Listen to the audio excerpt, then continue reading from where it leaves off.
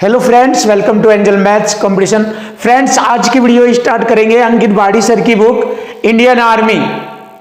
Indian army बहुत ही जबरदस्त बुक है ये, अग्निवीर इंडियन आर्मी। तो इस बुक के क्वेश्चनों का सॉल्यूशन आपके सामने बहुत ही खतरनाक और जबरदस्त तरीके से कराया जाएगा। जैसे कि आज की वीडियो में एक नया टॉपिक लेकर आए हैं हम, क्षेत्र मिति।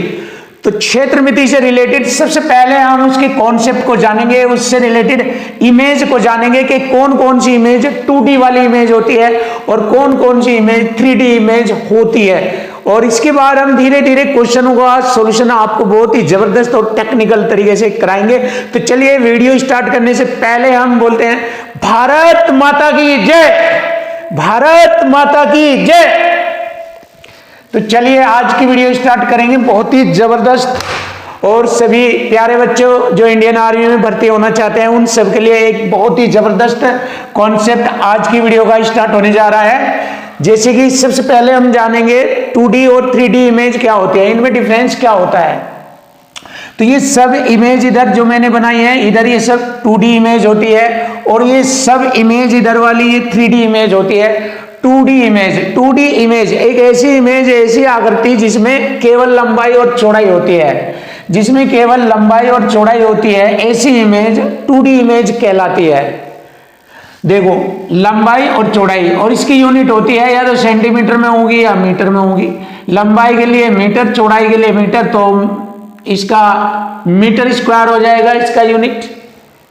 तो ऐसी इमेज जिनकी लंबाई और चौड़ाई, केवल लंबाई चौड़ाई होती है, और ऐसी इमेज जिनमें केवल लंबाई चौड़ाई के साथ साथ उसमें ऊंचाई भी होती है, तो वे सभी 3D इमेज कहलाती है। तो सबसे पहले हम इन्हें जानेंगे। सबसे पहले आता है आयत, जिसको हम रेक्टेंगल कहते हैं। इसकी लंबाई ये होती है और चौड़ाई ये होती है, तो लंबाई चौड़ाई की गुणा करेंगे तो ये इसका क्षेत्रफल हो जाता है। तो आयत जो रेक्टेंगल होता है वो 2D इमेज वाली आकृति होती है। इसके बाद एक वर्ग आता है, वर्ग जिसकी चारों भुजाएं समान होती है और इसके प्रत्येक कॉर्नर पर 90 डिग्री का कोण बनता है और इसमें दोनों विकर्ण समान होते हैं, वर्ग कहलाता है। और ये 2D इमेज वाली आकृति होती है। इसके बाद आता है त्रिभुज, जिसको हम ट्रायंगल बोलते हैं। ये त्रिभुज की तीनों भुजाएं अलग अलग भी हो सकती है, तीनों भुजाएं समान भी हो सकती है। त्रिभुज में दो भुजाएं समान और तीसरी भुजा बिल्कुल अलग हो सकती है। तो ऐसी जो इमेज बनेगी वह 2D इमेज के अंतर्गत आती है। इसके बाद आता है चतुर्भुज, क्वाड्रिलेटरल। इसमें चारों भुजाएं बिल्कुल अलग अलग होती है और ये भी 2D इमेज वाली आकृति कहलाती है। इसके बाद आता है सर्किल, यानी कि वर्त। ये भी 2D इमेज वाली आकृति होती है। सर्किल का जो क्षेत्रफल होता है πr² होता है और इस 2D इमेज की जो यूनिट होती है वो सेंटीमीटर स्क्वायर, मीटर स्क्वायर या किलोमीटर स्क्वायर, कोई भी यूनिट हो सकती है अकॉर्डिंग टू क्वेश्चन। जैसे भी क्वेश्चन में होगा, अगर क्वेश्चन में सेंटीमीटर हुआ तो सेंटीमीटर स्क्वायर होगा, मीटर हुआ तो मीटर स्क्वायर, किलोमीटर हुआ तो किलोमीटर स्क्वायर होता है। तो इस प्रकार हम जानते हैं ये सभी 2D इमेज है और इधर वाली ये सभी 3D इमेज है। तो आइए जानेंगे 3D इमेज। 3D इमेज में ये हमारा एक घन होता है, घन की लंबाई, चौड़ाई, ऊंचाई। देखिए, घन की लंबाई, चौड़ाई, ऊंचाई तीनों बराबर होती है। जैसे लंबाई, चौड़ाई और ऊंचाई तीनों बराबर होती है और ये 3D इमेज कहलाती है। इसमें लंबाई चौड़ाई के साथ साथ ऊंचाई भी होती है और इसकी एक विशेष इमेज होती है। तो ये हमारी 3D इमेज हो गई। अब आते हैं घनाभ। घनाभ में लंबाई, चौड़ाई, ऊंचाई तीनों अलग अलग होती है। घनाभ में लंबाई, चौड़ाई, ऊंचाई तीनों अलग अलग होती है। ये 3D इमेज के अंतर्गत आता है। उसके बाद बेलन आता है। बेलन का आयतन होता है πr²h, लेकिन ये बेलन जो इमेज होती है ये भी 3D इमेज में आती है क्योंकि इसमें लंबाई, चौड़ाई, ऊंचाई तीनों पाई जाती है। और इसके बाद आता है गोला, जिसको हम स्फीयर कहते हैं। ये भी हमारा 3D इमेज के अंतर्गत आता है। और फिर आता है शंकु। शंकु भी हमारा 3D इमेज के अंतर्गत आता है। तो इस प्रकार हम इन सभी इमेज के अकॉर्डिंग जैसे जैसे हमें इनकी नॉलेज कंप्लीट होती जाएगी तो हम इनके क्वेश्चनों का सॉल्यूशन आपको बहुत ही आसान और सरल करा के दिखाएंगे। 1 बाय 1 इन सभी कॉन्सेप्ट के क्वेश्चनों का सॉल्यूशन आपको जबरदस्त तरीके से, बहुत आसान और टेक्निकल तरीके से सभी क्वेश्चनों का सॉल्यूशन देखने को मिलेगा। देखिए, सबसे पहले हम लेते हैं इसमें आयत। आयत से रिलेटेड सभी कॉन्सेप्ट को जानेंगे और फिर आपका कोई भी आयत से रिलेटेड क्वेश्चन होगा बहुत ही आसानी से और इजी तरीके से आप उसको सॉल्व कर सकते हैं। अब इनके एक विशेष सूत्र होते हैं। क्यों होते हैं? क्योंकि जब इनकी एक विशेष इमेज होती है तो इमेज के आधार पर इनके सूत्र भी होते हैं। तो इनमें ट्रिक भी लगती है और सूत्र भी लगते हैं। सूत्र इसलिए लगते हैं क्योंकि इनकी एक विशेष इमेज होती है जो बिल्कुल लिमिट में होती है, तो उसी के अकॉर्डिंग इसका फार्मूला बेस्ड क्वेश्चन चलते हैं, बहुत इजी और आसान होते हैं। तो सबसे पहले आज का कॉन्सेप्ट आया है हमारा आयत, जिसको हम बोलते हैं रेक्टेंगल। देखिए, आयत में जो लंबाई है, आमने सामने की जो ये भुजा है ये लंबाई है और ये दाएं बाएं की भुजा चौड़ाई है। तो आमने सामने की भुजाएं समान होती है और ये वाली समान होती है। तो आयत की जो लंबाई है और जो चौड़ाई है, यदि उन दोनों की गुणा कर दी जाए, आयत की लंबाई और चौड़ाई की आपस में गुणा कर दी जाए, तो वहां से आयत का क्षेत्रफल बन जाता है। देखिए, आयत का क्षेत्रफल बन जाता है जब लंबाई और चौड़ाई की गुणा की जाएगी तो आयत का क्षेत्रफल बन जाता है। अब आता है आयत का परिमाप कैसे होता है। आयत का परिमाप कह सकते हैं आयत की सभी चारों ओर से भुजाओं का जोड़, चारों ओर से भुजाओं का जोड़ आयत का परिमाप कहलाता है। जैसे इसमें 2 लंबाई वाली भुजाएं आएगी, 2 चौड़ाई वाली आएगी, फिर इनमें 2 कॉमन आ जाएगा। ऐसे 2 लंबाई वाली भुजा, 2 चौड़ाई वाली भुजा, तो 2 कॉमन आ जाता है, लंबाई जमा चौड़ाई, तो ये आयत का परिमाप बन जाता है। तो देखिए, आयत का परिमाप बन जाता है इस प्रकार से। ये तो हमने जान लिया आयत का क्षेत्रफल लंबाई गुणा चौड़ाई, और आयत का परिमाप होता है 2 लंबाई जमा चौड़ाई। अब आता है आयत का विकर्ण, ये वाला आयत का विकर्ण, ये हमारी लंबाई होगी, ये चौड़ाई होगी, ये आयत का विकर्ण हो जाएगा। देखिए, ये आयत का विकर्ण होता है। अब इस आयत में पाइथागोरस थ्योरम का भी यूज होता है। ऐसे इसके कॉर्नर पर यहाँ 90 डिग्री का कोण होता है, पाइथागोरस थ्योरम का यूज भी होता है। इन तीनों भुजाओं की मदद से आयतागोरस थ्योरम बन जाता है। देखो, पहले जानेंगे आयत का विकर्ण। आयत का विकर्ण बराबर होता है अंडर रूट के अंदर लंबाई का वर्ग जमा चौड़ाई का वर्ग। ये लंबाई वाली भुजा है, ये चौड़ाई वाली भुजा है, तो लंबाई का वर्ग जमा चौड़ाई का वर्ग, ये आयत का विकर्ण होता है। उसके बाद इसी के अकॉर्डिंग हम यहाँ पर जानेंगे पाइथागोरस थ्योरम। पाइथागोरस थ्योरम ये कहती है कि उसका उस एक ट्रायंगल में इमेज होगी जिसका एक कोण 90 डिग्री का होगा और 2 न्यून कोण होंगे। ऐसा जो त्रिभुज होता है समकोण त्रिभुज होता है, और समकोण त्रिभुज में हमारा पाइथागोरस थ्योरम यूज किया जाता है। तो यहाँ पर भी पाइथागोरस थ्योरम यूज हो जाता है क्योंकि इसमें एक कोण 90 डिग्री का हो जाता है। तो पाइथागोरस थ्योरम के बारे में भी जानेंगे क्योंकि इससे भी क्वेश्चन पूछे जाते हैं आयत के अंदर ही, और बहुत ही इजी और आसान क्वेश्चन बन जाते हैं यदि आप ये टेक्निक भी जानेंगे। तो इसमें पाइथागोरस थ्योरम में ये आधार हो गया ए बी, ये बी सी हमारा लंब हो गया और ए सी हमारा कर्ण होगा, आधार लंब और कर्ण। तो इसका रूल होता है कि कर्ण का वर्ग बराबर होता है आधार का वर्ग जमा लंब का वर्ग, यानी कर्ण का जो कर्ण वाली भुजा है इसका वर्ग अन्य 2 भुजाओं के वर्गों के योग के बराबर होता है। ये हमारा पाइथागोरस थ्योरम बताता है। अब देखिए, जैसे कि मैं यहाँ पर कोई 3 भुजाएं लेता हूं, आधार की मैंने ली 3, लंब की ली 4 और कर्ण हो गया 5। अब इसको हम प्रूफ करके देखते हैं कि क्या ये सत्य है कि कर्ण का वर्ग बराबर होगा आधार का वर्ग जमा लंब के वर्ग के योग के बराबर होगा। तो चलिए चेक कर लेते हैं। तो कर्ण का वर्ग कर्ण हो गया 5 का वर्ग बराबर होगा आधार का वर्ग 3 का वर्ग जमा लंब 4 है 4 का वर्ग। तो चेक करेंगे, 5 का वर्ग 25, 3 का वर्ग 9, 4 का वर्ग 16, 25 बराबर 9 जमा 16, 9 जमा 16 हमारा 25 हो गया। तो देखिए, ये प्रूफ हो गया। ये प्रूफ हो गया कि कर्ण का वर्ग अन्य 2 भुजा आधार का वर्ग और लंब के वर्ग के योग के बराबर होता है। तो इसी को हम पाइथागोरस थ्योरम कहते हैं। अब पाइथागोरस थ्योरम में कुछ विशेष ट्रिपलेट होते हैं, इन्हें हम ट्रिपलेट बोलते हैं, पाइथागोरस के ट्रिपलेट। ये जो है पाइथागोरस थ्योरम के ट्रिपलेट होते हैं, और ये एक नहीं अनेक होते हैं, इनके बारे में भी नॉलेज रखिए, क्योंकि इनसे रिलेटेड जब क्वेश्चन आता है तो बहुत ही आसान और सेकंडों में क्वेश्चन आपका बन जाता है। यदि आपको इनकी थोड़ी बहुत नॉलेज हो जाए तो आपके लिए बेस्ट होगा और आप अपना क्वेश्चन इजी तरीके से बता सकते हैं। तो देखिए यहां पर मैंने कुछ पाइथागोरस थ्योरम के ट्रिपलेट बताने की कोशिश की है, और इनको आप आसानी से बना सकते हैं। इनको याद रखने की भी आवश्यकता नहीं है, क्योंकि आप अपने आप स्वयं बना सकते हो। जैसे मैंने यहाँ लिया है, पहला ट्रिपलेट लिया 3 4 5, ये वाला ही 3 4 5 वाला ही लिया। अब इससे मुझे अन्य बहुत सारे अनंत तक ट्रिपलेट बना सकते हैं, हम बहुत सारे ट्रिपलेट बना सकते हैं। कैसे बना सकते हैं देख लीजिए। इन संख्याओं में हम 2 से गुणा करेंगे। देखो 1 से गुणा करेंगे तो ये आते हैं, फिर 2 से गुणा करेंगे 2 3 6, 2 चौक 8 और 2 पंजे 10, ये वाला ट्रिपलेट बन गया। अब इसको आप प्रूफ करके देख लीजिए, वही तरीका होगा। जो बड़ी भुजा है वो कर्ण है, बड़ी भुजा का वर्ग अन्य दो भुजाओं के वर्गों के योग के बराबर होता है, तो वह हमारा पाइथागोरस थ्योरम के ट्रिपलेट कहलाते हैं। जैसे चेक कर लीजिए, 10 का वर्ग बराबर हो गया 6 का वर्ग जमा 8 का वर्ग, तो 10 का वर्ग होता है 100, 6 का वर्ग 36 जमा 8 का वर्ग 64, तो 100 बराबर 36 जमा 64 100 हो जाता है। देखिए प्रूफ हो गया।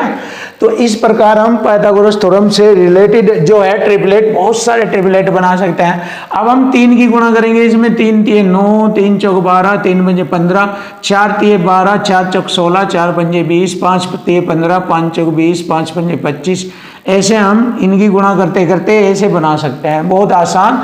10 3 30, 10 चौक 40, 10 पंजे 50, प्रूफ करके देख लीजिए, वही होगा। बड़ी भुजा का वर्ग अन्य दो भुजाओं के वर्गों के योग के बराबर होगा। तो ऐसी स्थिति में ये सब पाइथागोरस थ्योरम के ट्रिपलेट कहलाते हैं। इनकी मदद से हम क्वेश्चनों को बिल्कुल आसान और इजी सॉल्यूशन बना देते हैं। बहुत ही जबरदस्त, ये आपको तैयार कर लेने हैं, इनकी नॉलेज आपको होनी चाहिए। ये सब आयत के अकॉर्डिंग जो क्वेश्चन बनते हैं, उनमें जो स्टैंडर्ड क्वेश्चन बनते हैं उनमें यूज किए जाते हैं। देखिए नया कॉन्सेप्ट आपके सामने, ट्रिपलेट से रिलेटेड जो विषम संख्याओं के ट्रिपलेट हमें मालूम करने हैं। तो विषम संख्याओं के ट्रिपलेट्स की जबरदस्त ट्रिक है ये। यहाँ पर ए स्क्वायर माइनस 1/2, ए स्क्वायर प्लस 1/2, ये है हमारे ट्रिपलेट्स बनाने के तरीके। बहुत ही जबरदस्त बेस्ट कॉन्सेप्ट, बट ये विषम संख्याओं से रिलेटेड हो गए, विषम संख्याओं के ट्रिपलेट। जैसे ए बराबर होता है हमारा ए 3 5 7 9 11 13 15 17, ये सब विषम संख्या ले लीजिए। किसी भी विषम संख्या के ट्रिपलेट कैसे हमें बनाने हैं, ए के स्थान पर इनकी वैल्यू भरते चल जाइए तो हमारे ट्रिपलेट बन जाते हैं। कैसे आप ध्यान दीजिए, जैसे कि ये हमारा पाइथागोरस थ्योरम का एक डायग्राम है, ये ए बी सी, ये होगा हमारा ए भुजा, और ये हो गया लंब ए स्क्वायर माइनस 1/2, और ये हो जाएगा कर्ण ए स्क्वायर जमा 1/2। अब यदि हम ए की वैल्यू यहाँ पर भरे 3, तो ये वाली तीनों भुजाएं आ जाएगी। देख लीजिए प्रूफ करके, 3 भरेंगे, ये आ गया 3, 3 का वर्ग 9, देखो 3 ही भरेंगे, 3 का वर्ग 9 में से 1 घटाएंगे 8, 2 से भाग करेंगे, 2 चौक 8, 4 आ गया। देखिए 3 4, और फिर यहाँ 5 आ जाएगा। देखिए ट्रिपलेट बनाने का तरीका विषम संख्याओं से रिलेटेड, ए का मान 3 है, 3 का वर्ग 9 और 1 10 हो जाएगा, 2 से भाग करेंगे, 2 पंजे 10, ये बन गया 3 4 5। ऐसे बना सकते हैं हम ट्रिपलेट, लेकिन ये विषम संख्याओं के लिए है ट्रिक्स इस प्रकार से। और यहाँ पर देखिए ये और इस तरह बनाए गए हैं बहुत सारे ट्रिपलेट विषम संख्याओं के हैं, 3 5 7 9 11 13 15 17 19 21 23, कहीं तक भी बना सकते हैं इनको। और बनाने का तरीका मैंने आपको बता दिया है। यहाँ पर ए के स्थान पर यहाँ पर इसकी वैल्यू भरिए। जैसे 5 से रिलेटेड बनाने हैं तो मैंने लिया 5, फिर 5 का वर्ग 25 में से 1 घटाएंगे, 24 को 2 से भाग करेंगे 12, फिर 5 का वर्ग 25 1 जोड़ेंगे, 26 को 2 से भाग करेंगे 13, 5 12 13। देखिए 5 12 13 आसानी से बन जाते हैं ट्रिपलेट। ये मैंने बनाकर दिखाया है आपको। इसमें एंट्री भरिए, 7 की भर लीजिए एक स्थान पर एंट्री, ये वाले बन जाएंगे, 9 की भरेंगे ये वाले बन जाएंगे, 11 की भरेंगे ये वाले बन जाएंगे। इस तरीके से आप विषम संख्या हो गए बहुत सारे ट्रिपलेट आसानी से बना सकते हैं। अब इसमें एक खास बात और बताना चाहेंगे हम आपको, बहुत ही मेन बात है इसमें, बहुत ही मोस्ट। अब कभी कभी एग्जामिनर क्वेश्चन के अंतर्गत ऐसे ट्रिपलेट में दो संख्याएं दे देता है तो हमें तीसरी बतानी पड़ जाती है। देखो अगर एग्जामिनर ने क्वेश्चन में दिया बट ये विषम संख्याओं के लिए है, क्या खास बात है ध्यान दीजिए, बाद की दो संख्याओं में एक का अंतर होता है। देखिए एक का अंतर है, इनमें दोनों में एक का अंतर, यहां पर भी एक का अंतर, एक का अंतर, कहीं पर भी चेक कर लीजिए एक का अंतर है, आपका एक का अंतर है, सभी में देख लीजिए एक का अंतर है। तो कभी कभी एग्जामिनर क्या करता है, दो ट्रिपलेट देता है, जैसे उसने दिया 9, दूसरा ये तीसरा 9 के साथ ये उसने 40 दे दिया, 9 40, और हमें पता है शुरू का ट्रिपलेट जो है विषम है, हमें पता है पहला जो ट्रिपलेट की जो संख्या है वो विषम है, विषम, तो और दूसरा हमें पता है 40 है, तो तीसरा हम डायरेक्ट बता सकते हैं। क्यों? क्योंकि मैंने बताया था एक का अंतर होता है, बाद के दोनों में एक का अंतर होता है, यानी कि ये 40 है तो ये 41, आराम से बता दोगे आप बिल्कुल इजी तरीके से। इसी तरीके से आपको अगर दिया जाए 11 विषम है और उसने लास्ट का दे दिया 61, तो ये सेकंड नंबर का ट्रिपलेट आप आसानी से बता सकते हैं, एक का अंतर होता है दोनों में, यानी लास्ट वाला एक बड़ा होता है और इससे पहले वाला एक छोटा होता है, ये आ गया 60। तो इस प्रकार भी आप बहुत सारे क्वेश्चनों का आसानी से डायरेक्ट क्वेश्चन का आंसर बता सकते हैं। ये ट्रिपलेट बताने के डायरेक्ट तरीके हैं जो कि आपके एग्जाम में काम आएंगे। कभी भी आप एग्जाम में ट्रिपलेट का यूज करेंगे तो बहुत आसान होगा आपके लिए ट्रिपलेट का यूज करना। बहुत ही मोस्ट और प्यारे तरीके मैंने आपके सामने रखे हैं। नया कॉन्सेप्ट देखिए ट्रिपलेट से रिलेटेड। इससे पहले मैंने आपको विषम संख्याओं के ट्रिपलेट बताए हैं, लेकिन अब इस कॉन्सेप्ट में हम सम संख्याओं के ट्रिपलेट बताएंगे। और यहां पर हमारी एक ट्रिक भी है आपके सामने, ए स्क्वायर माइनस 4/4, ए स्क्वायर जमा 4/4। इससे पहले था हमारा कंसेप्ट ए स्क्वायर माइनस 1/2, ए स्क्वायर प्लस 1/2 ये था, लेकिन इस बार सम संख्याओं में ये ट्रिपलेट का कॉन्सेप्ट लगेगा, ए स्क्वायर माइनस 4/4, ए स्क्वायर प्लस 4/4 वाला, और ये केवल सम संख्याओं से रिलेटेड है। इससे पहले वाला था हमारा विषम संख्याओं से। सम संख्या ए बराबर जैसे 6, 8, 10, 12, 14, 16, 18, 20, 22 ऐसे आदि तक, कहीं तक भी आप इसका यूज कर सकते हैं। जैसे देखिए हम 6 से रिलेटेड ट्रिपलेट बनाते हैं, इसमें वैल्यू भरेंगे। पहला मान भरा मैंने 6 और 6 का वर्ग 36 में से मैंने 4 घटाए 32 को 4 से भाग देंगे, 4 8 32, 8 आ गया। फिर मैंने यहां पर भरा 6 का वर्ग 36 और 4 40, 40 को 4 से भाग देंगे, 4 9 40 10। देखिए ये आ गया हमारा मान, इसमें भरने पर ये आ गया 6 8 10, 6 8 10 ये आ गया 6 8 10। इसी प्रकार हम 8 15 17 10 24 26 12 35 37 14 48 50 आदि ऐसे बना सकते हैं। जैसे हमने देखा था कि विषम संख्याओं में बाद की दो संख्याओं में एक का अंतर था, लेकिन सम संख्याओं में बाद की दो संख्याओं में यहाँ पर ट्रिपलेटों के अंदर 2 का अंतर है। देख लीजिए 8 और 2 10, 15 2 17, 24 2 26, 35 2 37, 48 2 50। बहुत ही जबरदस्त और लेटेस्ट जबरदस्त पहचान है ये आपके लिए। आप इनसे भी आप क्वेश्चन बिल्कुल इजी और आसान कर सकते हैं। जैसे कि आप देखिए, अगर आपको पता है पहला नंबर सम संख्या है, तो सम संख्याओं में मैंने 2 का अंतर बताया है ये वाला, और उनमें से एक उसने दिया हुआ है 10, तो यहाँ वाला हम आसानी से बता सकते हैं। अगर पहला यह हमारा 8 है और बाद का उसने 17 दिया हुआ है, ये 8 और 17 दिया हुआ है, तो ये वाला हम आसानी से बता सकते हैं 2 का अंतर, यानी 2 कम करके लिख दीजिए 15। ये हो गया हमारा पॉइंट क्लियर।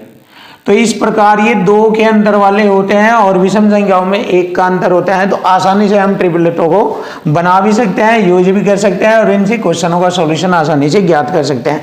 और इन सब का यूज जो होता है एसएससी सीजीएल में, सीपीओ में, एमटीएस और बड़े बड़े एग्जाम में इनका यूज देखने को आपको मिलेगा। बहुत स्टैंडर्ड और हाई लेवल का है, बट मैंने आपको कॉन्सेप्ट के अकॉर्डिंग ये भी बताया है। आप इंडियन नेवी में, इंडियन आर्मी में इनका अगर कोई क्वेश्चन आ जाए तो आप आसानी से कर सकते हैं, लेकिन अगर नहीं आया तो कोई चिंता वाली बात नहीं, क्योंकि आपकी नॉलेज बढ़ गई। बट एसएससी सीजीएल में तो 100% आता ही है। इसलिए मैंने आपको कॉन्सेप्ट के अकॉर्डिंग अच्छी तरह डिटेल बताने की कोशिश की है आपको, जिससे कि आप आसानी से आयत से रिलेटेड कोई भी क्वेश्चन आसानी से कर सकेंगे। अब हम अपना एक नया कॉन्सेप्ट लेते हैं, वर्ग यानी कि स्क्वायर। ये हमारा सेकंड कॉन्सेप्ट है। इससे पहले मैंने आपको आयत से रिलेटेड कॉन्सेप्ट बताया है, इस बार यहां पर वर्ग। अब इसके बाद हम, जैसे कि मैंने आपको दो कॉन्सेप्ट बताए हैं आयत और वर्ग के, आयत और वर्ग से रिलेटेड आपको अग्निवीर इंडियन आर्मी से रिलेटेड जो क्षेत्रमिति चैप्टर है हमारा, उससे रिलेटेड जो क्वेश्चन बनेंगे मैं 1 बाय 1 इनको कराऊंगा।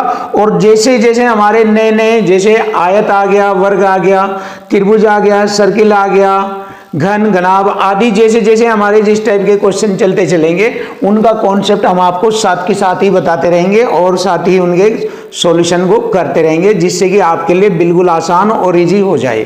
तो चलिए अब हम करते हैं, सबसे पहले जानेंगे वर्ग। स्क्वायर होता क्या है? वर्ग एक ऐसी आकृति होती है जो चार भुजाओं से बंद घिरी आकृति को, और जिसकी चारों भुजाएं समान हो, वर्ग कहते हैं। इसके प्रत्येक कोनर पर 90-90 डिग्री का कोण होता है। इसमें दो बराबर विकर्ण होते हैं जो इसको दो बराबर भागों में बांट देते हैं। ये हो गया वर्ग की भुजा, जो कि चारों भुजाएं समान है, ए से रिप्रेजेंट किया जाता है। अब हम जानेंगे वर्ग का क्षेत्रफल होता क्या है। वर्ग का क्षेत्रफल होता है भुजा का वर्ग, यानी कि लंबाई वाली भुजा और चौड़ाई वाली भुजा, यानी कि क्षेत्रफल का जो हो लंबाई गुणा चौड़ाई, यही तो क्षेत्रफल होता है। तो इसकी लंबाई की साइड में ए है और चौड़ाई वाली साइड भी इसकी ए है, इसलिए वर्ग का क्षेत्रफल हो गया भुजा का वर्ग। ऐसे होता है भुजा का वर्ग ये वाला। अब आता है वर्ग का परिमाप। परिमाप मैंने बताया था, किसी भी आकृति का परिमाप कहना हो तो उसकी सभी भुजाओं का जोड़ या चारों ओर की माप हमारा परिमाप कहलाता है। इसमें 1 2 3 4 गुणा भुजा, तो ये वर्ग का परिमाप हो गया 4 गुणा भुजा, यानी 4 भुजा। वर्ग का विकर्ण होता है अंडर रूट 2 गुणा भुजा। वर्ग का विकर्ण होता है, वर्ग का विकर्ण ये होता है √2 गुणा भुजा, ये वर्ग का विकर्ण कहलाता है, √2 गुणा भुजा। वर्ग का क्षेत्रफल 1/2 विकर्ण का वर्ग। देखिए वर्ग का क्षेत्रफल दो जगह यूज किया जाता है। एक तो जब यूज किया जाता है जब वर्ग की भुजा दी जाए तो वर्ग का क्षेत्रफल भुजा का वर्ग, ये वाला कॉन्सेप्ट लगेगा। और एक जब यूज किया जाता है वर्ग का क्षेत्रफल जब वर्ग का विकर्ण दिया जाए या पूछा जाए तो वर्ग का क्षेत्रफल बराबर 1/2 विकर्ण का वर्ग, ये वाला जब लगता है। तो दोनों की अलग अलग पहचान बता दी, ये वाला कब लगेगा, ये वाला कब लगेगा, ये आपको मालूम हो गया है। तो आइए अब स्टार्ट करते हैं। बुक का पहला क्वेश्चन आता है जो कि आपका स्टार्ट हो गया। पहला क्वेश्चन है, एक वर्ग की भुजा की लंबाई ज्ञात करनी है जिसका क्षेत्रफल 64 मीटर स्क्वायर है। देखिए क्षेत्रफल दे दिया, इक्वल टू इक्वल होगा इसके अंदर भी। देखिए क्षेत्रफल संख्या में दे दिया हमें 64। जब संख्या में 64 है तो रेशो में या इसमें बनेगा हमारा इधर a²। वर्ग का क्षेत्रफल होता है भुजा का वर्ग बराबर 64। फिनिश। अब देखिए 64 को मैं 8 का स्क्वायर लिख सकता हूँ, स्क्वायर से स्क्वायर कट गया, वर्ग की भुजा आ गई 8 मीटर वर्ग की भुजा आ गई। और यही हमारे क्वेश्चन का आंसर बन गया है। बहुत आसान, simple, option C is right. ये रहा क्वेश्चन का आंसर। क्वेश्चन नंबर 2 देखिए, बहुत ही प्यारा और जबरदस्त सॉल्यूशन मिलेगा आपको क्वेश्चन नंबर 2 का। दो वर्गों का क्षेत्रफल 16:9 है, उनके परिमाप का अनुपात हमें बताना है। परिमाप जैसे कि मैंने आपको बताया था कि परिमाप होता है 4 गुणा भुजा और वर्ग का क्षेत्रफल होता है भुजा का वर्ग। अब देखिए ये किसका वर्ग है, चेक कर लीजिए, ये भुजा का वर्ग है, यानी कि भुजा का वर्ग, ये भी भुजा का वर्ग। मीन्स किसका वर्ग है, 4 का वर्ग। मीन्स किसका वर्ग है, 3 का वर्ग। इसका मतलब दोनों वर्गों की भुजा 4 और 3 आ गई। देख लीजिए दोनों वर्गों की भुजा 4 व 3 है। अब दोनों का परिमाप बताना है। देखिए परिमाप बताना, दोनों वर्गों का परिमाप होता है 4 गुणा भुजा। परिमाप होता है 4 गुणा भुजा, भुजा पहले की 4। अनुपात बताना है तो बीच में अनुपात का चिन्ह लगाना है। फिर दूसरे के लिए भी 4 गुणा भुजा 3 है इसकी। तो ये आ गया दोनों वर्गों का परिमाप का अनुपात। कितना हो गया, 4 चौक 16 अनुपात 4 3 12। और यही हमारे क्वेश्चन का आंसर बन जाता है 16:12। देख लीजिए ऑप्शन डी इज राइट। ये रहा जबरदस्त सॉल्यूशन आपके सामने, 16:12। बहुत ही इजी और सिंपल तरीके से आपके सामने क्वेश्चन का आंसर आ गया है। अब हम नया क्वेश्चन देखेंगे, क्वेश्चन नंबर 3। बहुत ही जबरदस्त सवाल। यदि आयत का परिमाप और लंबाई का अनुपात 6:1 है तो देखिए पहले यहां से यहां तक करेंगे। आयत का परिमाप होता है 2 लंबाई जमा चौड़ाई और लंबाई हो गई ये। इनको रेशो को ऐसे अनुपातिक रूप में बटे में करके लिखेंगे क्योंकि इनका मान भी दिया है 6 इसका दिया है, 1 इसका दिया है। अब यहां से लंबाई चौड़ाई किया और रेशो फाइंड करेंगे। देखो 2 3 6, 3 की गुणा इधर, 1 की गुणा इधर, तो लंबाई जमा चौड़ाई बराबर हो गया, इधर गुणा करेंगे 3 लंबाई। देखिए 3 लंबाई में से 1 लंबाई घटा देंगे, b बराबर 2 लंबाई। तो ये हमें मालूम हो गया है यहाँ पर, ये हमें मालूम हो गया है यहाँ पर कि लंबाई का जो रेशो है वो 1 है, चौड़ाई का रेशो है 2, क्योंकि बराबर का मान अपना होता है। तो यहाँ पर लंबाई का रेशो हमने 1 लिखा और चौड़ाई का रेशो हमने 2 लिया, ये बराबर का मान अपना है ऐसे। अब देखिए यहाँ से मैं इसका क्षेत्रफल इक्वल टू इक्वल कंसेप्ट के अकॉर्डिंग करूँगा। आयत का क्षेत्रफल है हमारा 288 और इधर हमारा क्षेत्रफल है लंबाई गुणा चौड़ाई। लंबाई 1 है, चौड़ाई हो गई हमारी 2, ये हो गया। अब क्षेत्रफल से क्षेत्रफल को काटेंगे, 2 से इसको काटेंगे 144 बार। अब जब क्षेत्रफल से क्षेत्रफल को काटा जाता है तो इसका वर्गमूल निकाल दिया जाता है। 144 का वर्गमूल आ गया 12, तो ये एक रेशो की वैल्यू आ गई, एक रेशो की वैल्यू आ गई है। आयत की लंबाई पूछी है, आयत की लंबाई कितनी है, यहाँ पर 1 है, 1 रेशो है तो 1 रेशो में गुणा करेंगे इसकी, तो 12 एकम 12 सेंटीमीटर आ गई आयत की लंबाई। देखिए आयत की लंबाई आ गई 12 सेंटीमीटर। बड़ा आसान, सिंपल और easy. Option A is right answer.